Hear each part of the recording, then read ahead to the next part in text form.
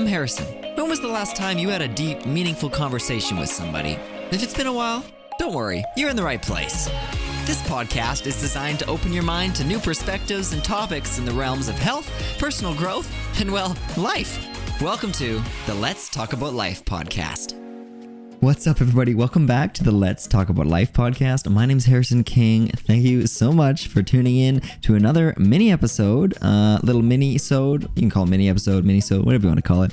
But I'm just grateful for you taking the time this next 20 or so minutes to hang out with me. So thanks for taking that time out of your day. You should be proud of yourself. Give yourself a little pat on the back for choosing to listen to this as opposed to something else, and I appreciate it. So thank you. And like I said last mini episode, I was saying if you're enjoying the show, hop on over to Apple Podcasts and leave us a review. I'd love to just hear everybody's thoughts. You can give us however many stars you want. Just a little feedback on the show. I appreciate it. And feel free to, as always, let me know on Instagram what you want to hear me chat about. But today we're talking about habits. Everything about habits. We're talking about creating habits and improving habits and just how habits work kind of, because it's a pretty big part of our lives, actually, even if you don't realize it, right? So it all kind of started, I had this idea, I saw this, and it's not super relevant, but it is relevant, and I wanted to just share this quote.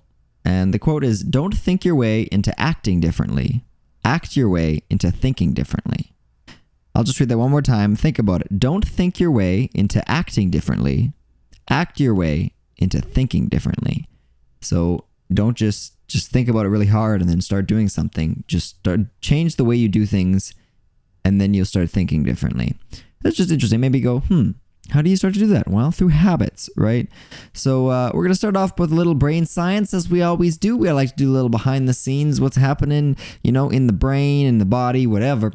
And brain science behind habits and routine, it goes a little bit like this. A habit is when your brain creates a routine out of a sequence of actions. We know that. It's just an automatic routine based on a sequence of actions. Habits are created by our brain in order for it to save effort. Now, this is really interesting. If your brain is able to fall into a pre-known routine, your body doesn't have to use energy to think up new ways to do things. So there's a reason that we have habits, and this is going to make more sense when you're trying to figure out how to either change a habit or start a new habit, understanding why are we making habits in the first place. And it starts because our brain is trying to cut corners. Not cut corners, maybe that's not the right word, but save effort. The least amount of it, the more efficient the body can be, the better, right? So if the less energy has to put into, thinking of a new way to do something every single time you do something, right? Every single morning when you wake up and put your pants on, you don't have to think about it because you learned how to do it one day. But if you had to learn how to do it, figure out how to do it every single day, it would take extra energy, and the brain can use that for other things. That's why we do it. So this effort-saving instinct is a huge advantage, obviously. An efficient brain requires less room, which makes for a smaller head, which makes childbirth easier, and therefore causes fewer infant and mother deaths. An efficient brain also allows us to stop thinking constantly about basic behavior. So I'll just go back to that one right there. You might not think about that. That's why we want, obviously, the smaller things can be. Like if our brain had to be the size of a hippo or something, like a hippo's head, obviously there'd be an issue, and then couldn't, have children because the head's too big and blah, blah, blah. So just the smaller things can be and the more condensed and efficient things can be, the better for all parties involved. So that's kind of why the brain doesn't need as much room when it doesn't have to use as much effort, less parts of it are needed differently, whatever. So that's kind of why, right? But a little bit about actual habits themselves. In order for a habit to successfully integrate itself into your life and into your mind, there's basically 3 steps. So here are these. If you want to take notes, now is the time. All right, you can pause this and grab a little pen and paper, or if that's not your thing, tell Siri to do it. I don't know. But 3 things to successfully integrate a habit into your life, right? Number 1, you need a trigger that tells your brain to proceed with the habit. So that makes sense, right? It's just, what is the thing that's going to cause me to start the habit? What's starting the process? What's starting the engine, getting the things going? And then the second thing is a mental, physical, or emotional routine, which is just the habit itself, right? So something that you're actually going to do once you've triggered it. And the third thing is a reward that makes the sequence of actions memorable to your brain. So some sort of reward that makes your brain go, all right, let's do it. Let's do it again because that was cool. Anyway, basically over time, this loop, which is cue, routine, reward, cue, routine, reward, over and over and over again, becomes more and more automatic. And the cue and reward become intertwined until a powerful sense of anticipation and craving emerges. Eventually, a habit is born.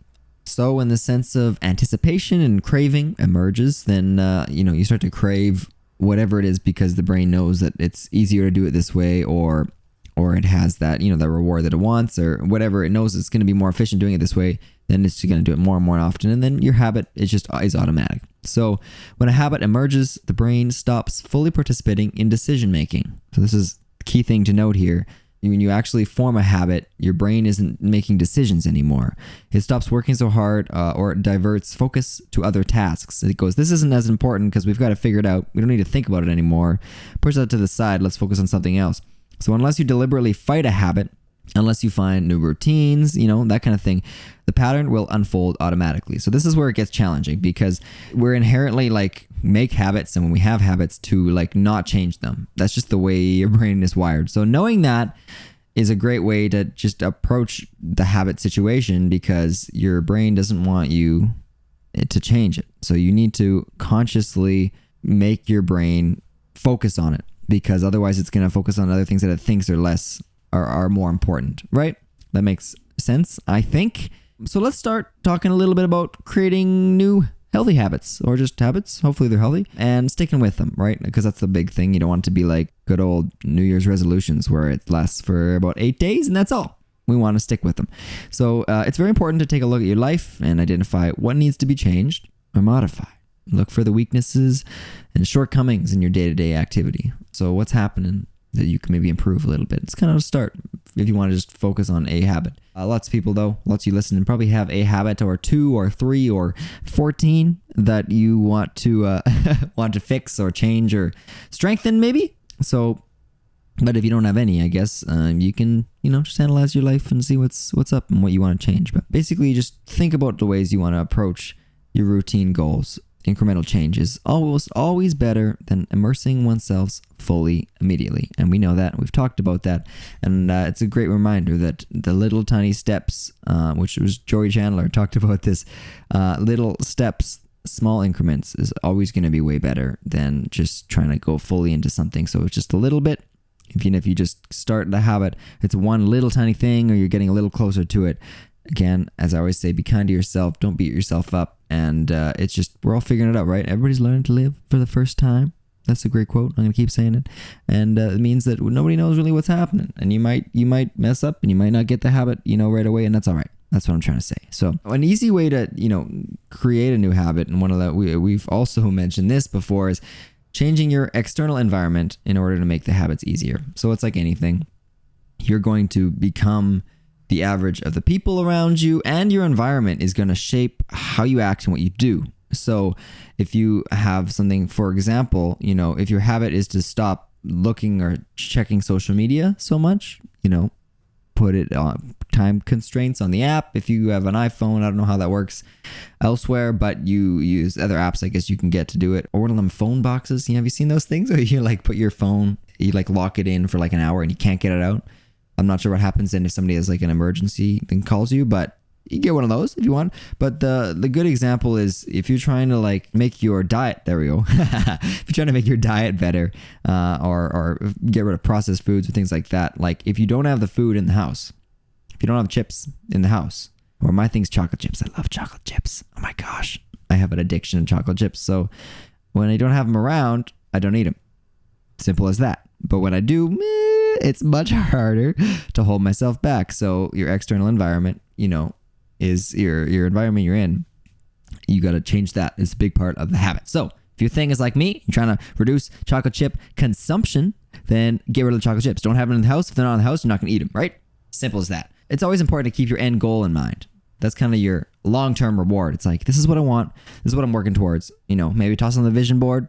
If you don't know anything about vision board, check out Steve Gamlin and I had a chat, and toss on the vision board and go, this is the goal. This is where we're ended for. This is what I want. This is going to be my reward. And don't lose sight of the reason that you started. There's a reason you started, and you don't want to lose sight of that.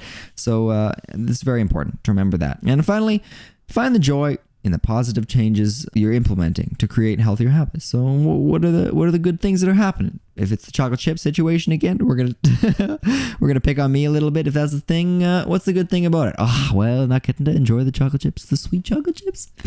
But it's okay because it's gonna improve other things, and I'm gonna feel better, and my health's going to be better and whatever, right? So focus on that stuff. It's like anything, kind of find the positive in it, and it can be satisfying, and good to better your life, which is why you're here, right? So especially changing your routine and a habit like that, you should be very proud of yourself. So keep that up. I'm proud of you for listening to this, starting the process, even if you haven't actually started the habit thing yet, like reversing your habit.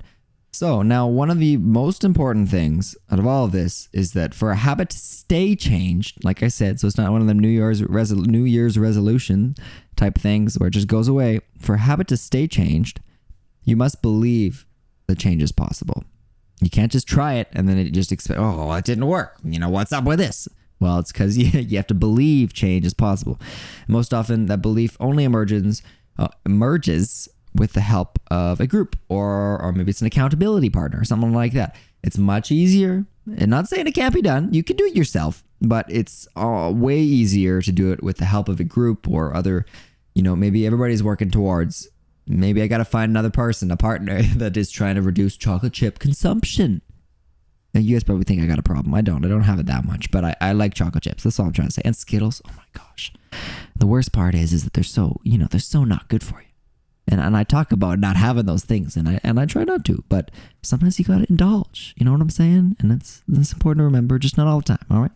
Anyway, but it's important to find somebody else to work with that accountability partner thing, and if it might be a different goal. It might I'm trying to work on this, and somebody else is trying to work on maybe exercising more or something, or like meditating 10 minutes a day. That's all they want to do. Well, then let's both check in and make sure we're both doing it. Right? And that makes it easier. But you have to believe that change is possible. It's the key thing. Believe that it's possible to make it happen.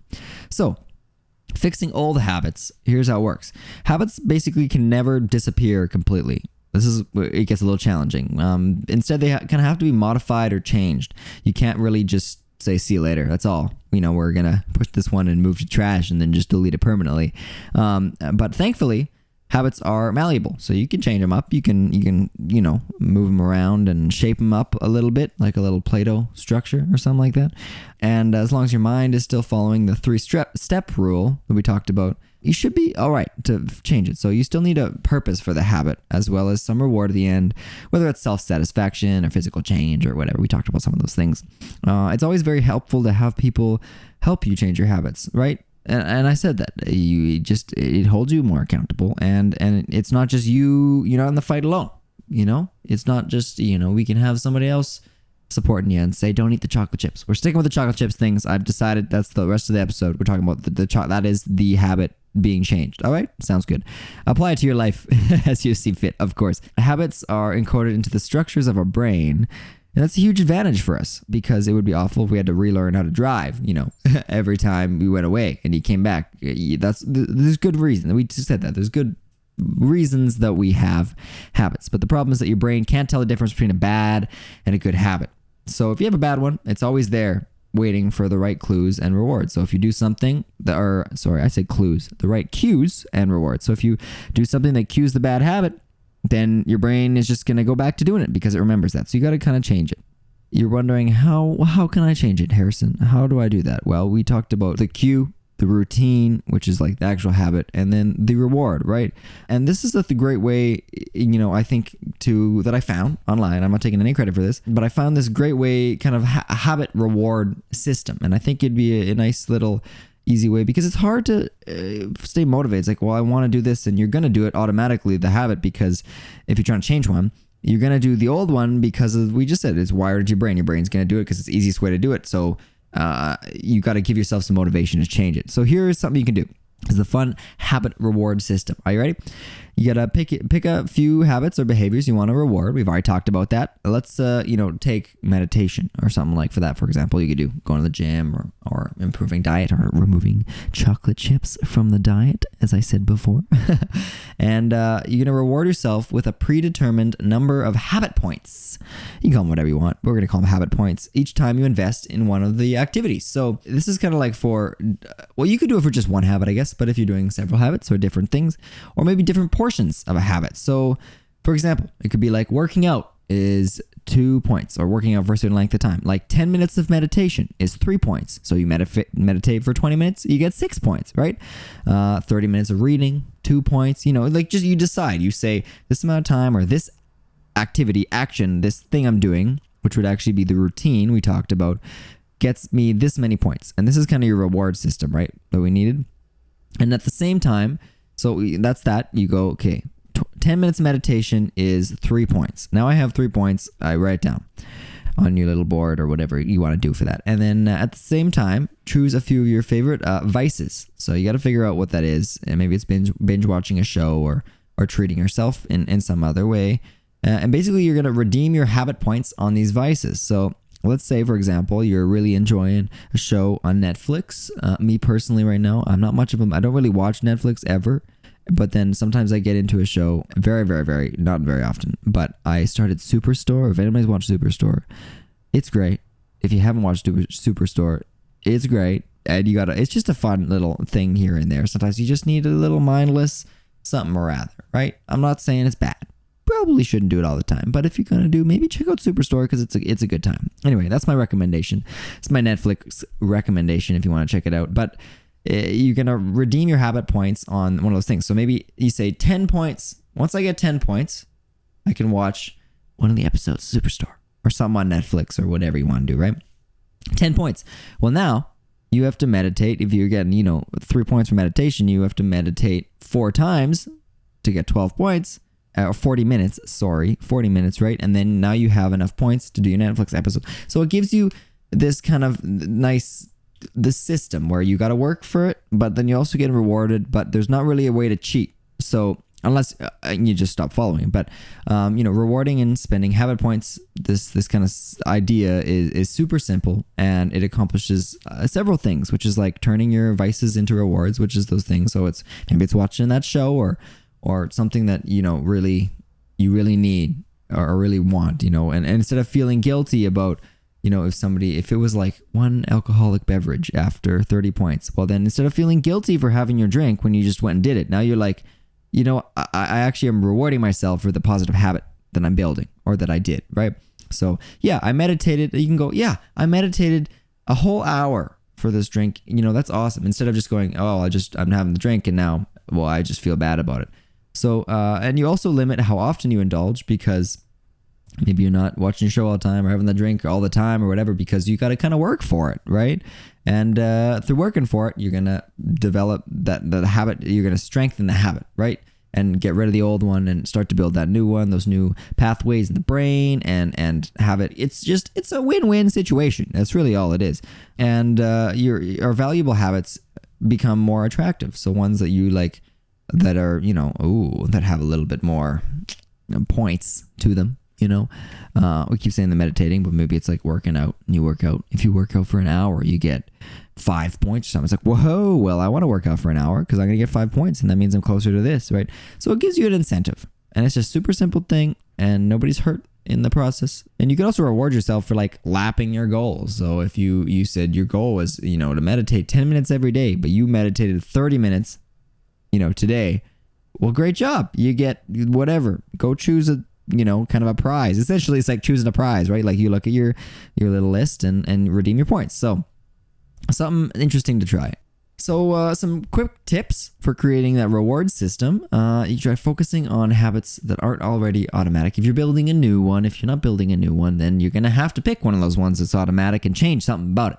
Because it's not working, you got to try to change what the cue, maybe it's the same cue, change what you do as the routine, and then use this system as the reward, which is hitting all three of those, the checklist there, or how to create a habit.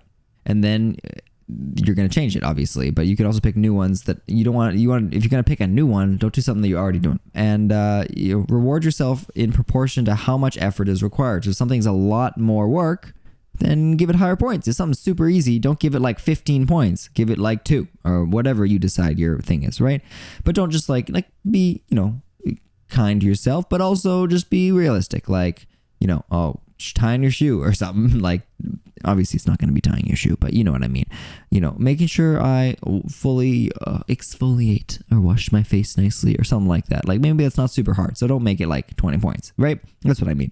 And also identify potential rewards by looking at your vices. We kind of mentioned this, where just find the rewards based on things that like really that you normally would do, but you kind of maybe feel a little bad about it. And you don't need to feel bad about it if you kind of work for it like this. So, and also make sure to balance, what works for you, what the points are and how often you get them and that kind of thing.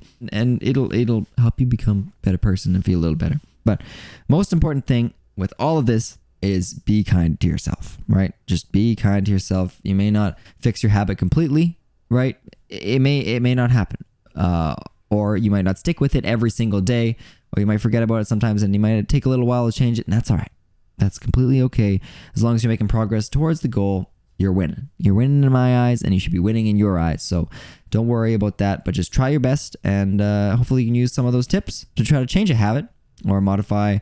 Maybe make a new one. I don't know what the new one is. Maybe the one is you're starting meditating. We talked about that. Maybe you're starting meditating and you need to start the habit. Well, think of a cue. What's going to be the cue? Well, in the morning, I start the coffee pot. Maybe that's your thing. You start the coffee pot. That's the cue. When the coffee pot starts, you push the button, you sit down, you meditate for 10 minutes, and then your reward is the coffee. I don't know. It could be anything, but like simple stuff. It could be simple like that. The more you do it, like we've talked about lots of stuff in the brain before, the more you do it, like memories, right? It's going to strengthen the connections, and then it's just going to happen more.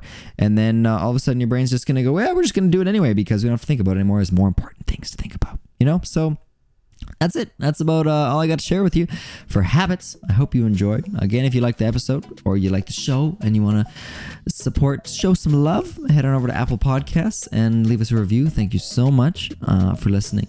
Hope you have a great rest of the day. Keep loving life, and we'll chat with you later. For more information about this episode or the show itself, head on over to harrisonKingOfficial.com. There you'll be able to find the show notes, transcriptions, and videos for every episode. Be sure to follow us on Instagram at Let's Talk About Life Pod. Now get out there and have a deep, meaningful conversation in your own life. We'll chat with you next time.